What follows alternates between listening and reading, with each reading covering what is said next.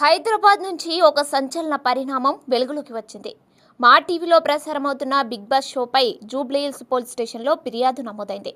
గజ్వేల్కు చెందిన కమ్మరి శ్రీనివాస్తో పాటు రవీందర్ రెడ్డి, సుకుమార్ రెడ్డి, చంద్రశేఖర్, శ్రీనివాస్ వంటి యువకులు ఈ ఫిర్యాదును చేశారు.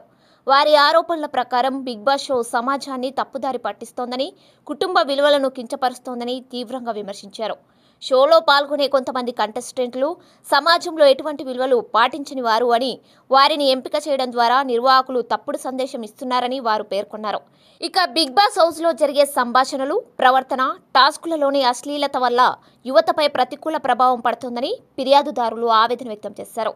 కర్ణాటకలో జరిగినట్లుగానే తెలంగాణలో కూడా ఈ కార్యక్రమాన్ని వెంటనే బ్యాన్ చేయాలని వారు ప్రభుత్వాన్ని డిమాండ్ చేశారు. నిర్వాహకులు, ముఖ్యంగా హోస్ట్ నాగార్జున, సమాజానికి ఉపయోగపడే కార్యక్రమాలను చేయాలని సూచించారు. దివ్యల మాధురి, రీతూ చౌదరి లాంటి వారిని సెలెక్ట్ చేయడం ద్వారా బిగ్ బాస్ సమాజానికి ఎలాంటి సందేశం ఇస్తుందో చెప్పాలని ప్రశ్నించారు. ఫిర్యాదుదారులు స్పష్టంగా హెచ్చరించారు.